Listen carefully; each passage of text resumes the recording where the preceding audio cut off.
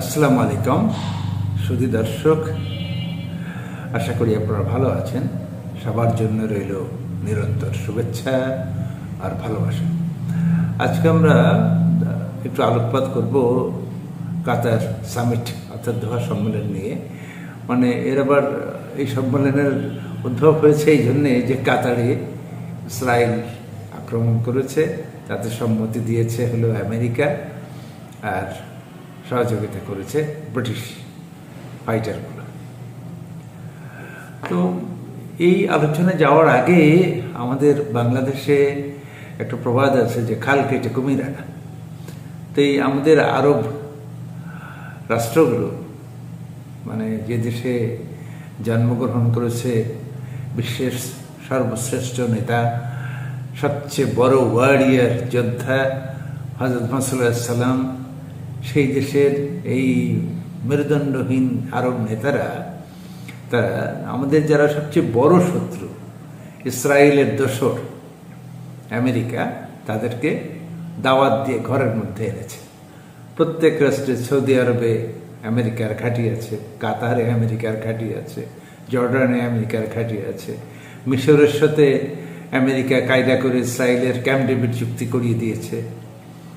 ও আমিরাতে কাতারের আমেরিকার ঘাঁটি আছে, বাহরাইনে আমেরিকার ঘাঁটি আছে, তা থাকলো বাকি কি?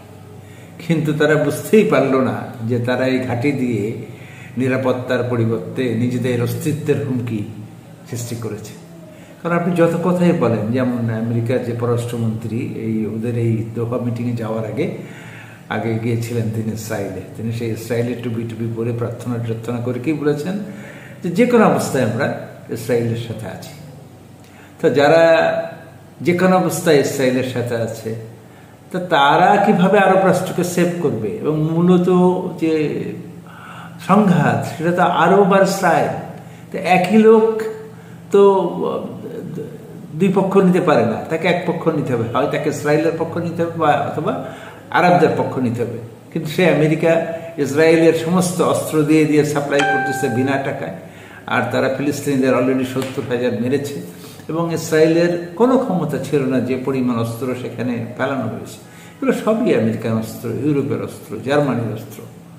এই সামান্য বুদ্ধিটুকু কি আমাদের আরব ভাইদের নেই? এই আরব নেতাদের নেই? যে একই লোক যে দ্বৈত ভূমিকা পালন করছে, মানে সে ইসরায়েলের পক্ষ নিচ্ছে এবং আরবদের সাথে হিপোক্রেসি করছে। আরবদের অর্থ লুটে নেওয়ার জন্য সে তাদেরকে আসলে নিরাপত্তার কথা বলছে, কিন্তু সে কি আসলে নিরাপত্তা দিয়েছে? সে যদি নিরাপত্তা দিত, তাহলে এই যে দোহাতে এই ঘাঁটিটা তো তারা একদম সৌদি আরবতে তুলে নিয়ে যে দোহাতে করেছে। দোহা তো নিজেই খাল কেটে কুমির এনেছে, নিজেই তাদেরকে দাওয়াত দিয়ে এনেছে। তো তারা এত বড় সুবিধা তারা আমেরিকাকে দিয়েছে, কিন্তু আমেরিকা তাদেরকে সিগন্যাল দিয়েছে না ইসরায়েলকে, ঠিক আছে আক্রমণ করো, প্লেন দিয়ে বোম্বিং করো। সবচেয়ে ইন্টারেস্টিং ব্যাপার যে তারা যে অস্ত্রশস্ত্র কিনেছে, যে আকাশ প্রতিরক্ষা ব্যবস্থা, প্লেন, এগুলো 15 মিনিট আগে ইনঅ্যাক্টিভ হয়েছিল। আমেরিকার ম্যাক্সিমাম অস্ত্রই কিন্তু এরকম, তাদের অস্ত্র কিনলে আপনি তাদের পারমিশন ছাড়া ব্যবহার করতে পারবেন না, এবং তারা সেই দূর থেকে এটা ইনঅ্যাক্টিভ করতে পারে। এটা মানে তাদের এই টেকনোলজি সহই তারা আর্মস অ্যামুনিশনগুলো বিক্রি করতে পারে, বা করেছে।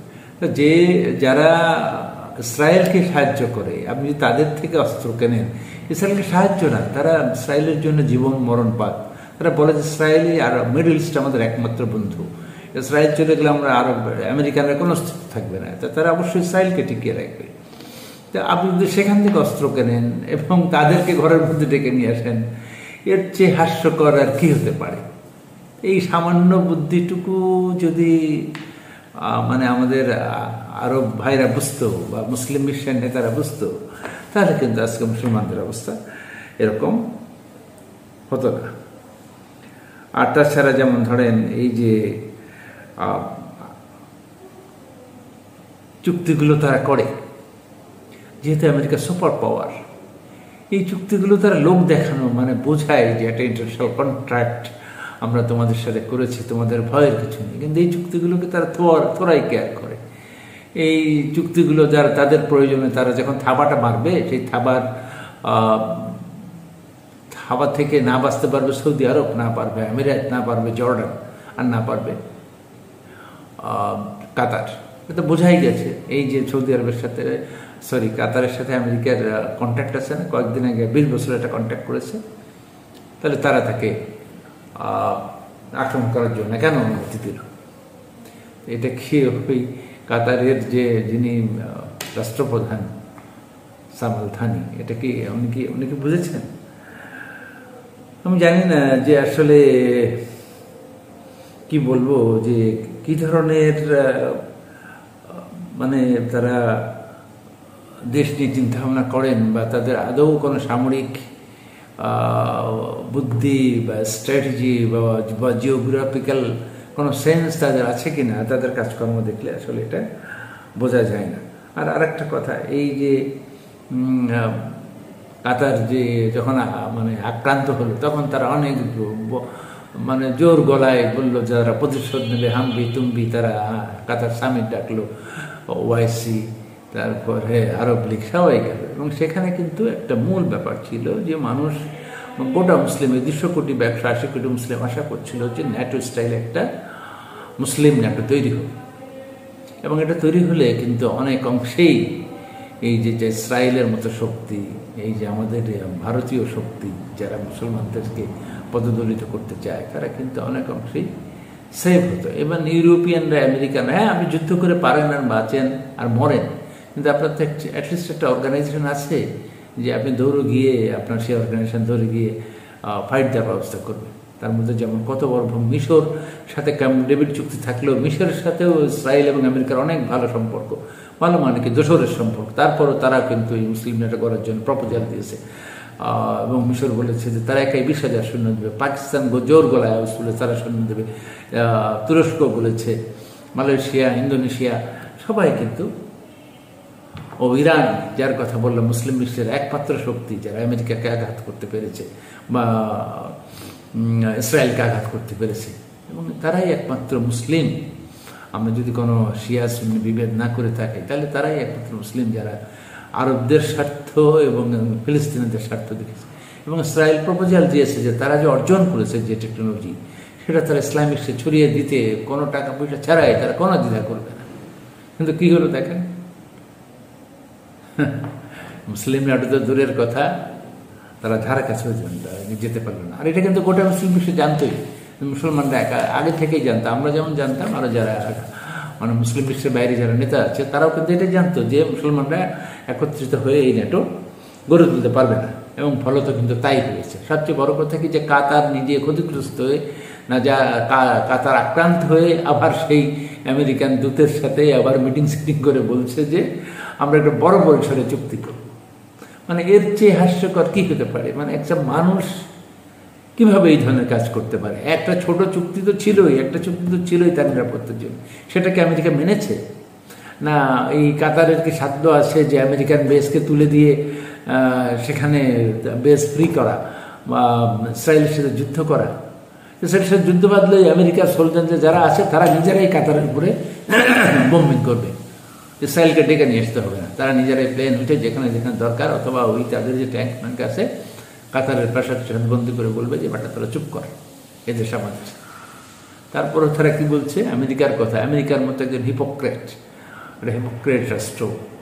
কথায় কথায় আছে না যে আমেরিকার মতো বন্ধু যারা আছে তার শত্রুর দরকার হয় না, তার সাথে আবার কন্ট্যাক্ট করছে। মানে এর চেয়ে বোকামি আর কি হতে পারে? বোকামি আমি বলবো না, পাগলামি বলবো। এবং এইটা দেখে দেখেন কি হয়েছে, আমাদের কিছু মুসলিম দেশ যারা একটা মুসলিম যেটা করতে চেয়েছিল, তারা ভারাক্রান্ত মনে চেয়েছে, দেখছে, আর কিছু দেশ হেসেছে। তার মধ্যে অন্যতম হলো ইসরায়েল, আমেরিকা আর ভারত। এখানে ভারতের কথা টানলাম এই জন্যে যে কিছুদিন আগেও এই আমাদের বাংলাদেশও আমাদের আরব ভাইদের মতো খাল কেটে কমিয়ে এনেছে। তারা ইন্ডিয়ানদেরকে দাওয়াত করে এনে এনে বিভিন্ন জায়গায় জমি দিয়েছে প্রজেক্টের নামে, বিভিন্ন রাস্তাঘাট বানিয়ে দিয়েছে যাতে দেশের মধ্যে ঢুকতে কোনো অসুবিধা হয় না। অসম চুক্তি করেছে, ঢুকিয়ে দিয়েছে পুরো দেশের মধ্যে, গুম খুম সব কাজে তাদের নির্দেশ করতে হয়েছে। মানে ভাগ্যিস বাংলাদেশের মুসলমানদের ভাগ্য যে পরিমাণ অত্যাচারিত হয়েছে, বাংলাদেশের মুসলমানদের ভাগ্য যে এই ছাত্ররাই পরিবর্তনটা আনতে পেরেছে। নইলে এই আরবদের চেয়ে করুণ অবস্থা বাংলাদেশের মুসলমানদের হতো। কিছুদিন পরে দেখা যেত যে হাগু করতে যাবে যে তবু তার ইন্ডিয়ার পারমিশন লাগবে। গোটা দেশ তো অলরেডি ইন্ডিয়ার মানে করতলে চলেই গেছিল, তখন পদতলে চলে যেত। তো যাই হোক, বাংলাদেশের মানুষের হয়তো আল্লাহ বাঁচিয়েছে, এখন আরবদেরকে বাঁচায় সেটা দেখার কথা। তারপর আমরা ফিরে আসি যে আরবদের সঙ্গে এসে দুটো একটা কথা বলি, যে আরবরা যে এই ইউএসের সাথে নিরাপত্তা বলয় গড়ে তুলেছে বা নিরাপত্তা চায় ইউএস থেকে, তার কতটুকু যুক্তি আছে? তারা কি জানে না যে, বা তারা যে তাদের থেকে বিলিয়ন বিলিয়ন ট্রিলিয়ন ডলারের অস্ত্র কেনে, অস্ত্র কেনার কি আরো জায়গা নেই? নিশ্চয়ই আছে। রাশিয়া অতটা বিশ্বস্ত নয়, কিন্তু এখন চায়না একেবারে উঠতি শক্তি, তাদের অস্ত্র অনেক শক্তিশালী এবং তাদের অস্ত্র ব্যবহার করতে কোনো বাধা নেই। ঠিক আছে, ইভেন রাশিয়ার অস্ত্র তো করতেও বাধা নেই, যেহেতু রাশিয়া ইউএসের বিপরীত ব্লকে। কিন্তু এই সবচেয়ে বড় নাটের গুরু হয়েছে আরব আমিরাত এবং সৌদি। তারা ইসরায়েলের সাথে বন্ধুত্ব করে, তারা আমেরিকার কথা শোনে এবং শুনে নিজেদের বিপদ নিজেরাই ডেকে আনে। শুধু ওই যে বাঘের থাবা দেখছেন না, তারা যে বাঘের থাবার নিচে যে তাদের মাথাটা রয়েছে, এটা তারা বোঝে না যে ইউএস কখন সেই থাবা আর নখ দিয়ে যে তাদেরকে ধরবে, এটা তারা এখনো বুঝতে পারেনি।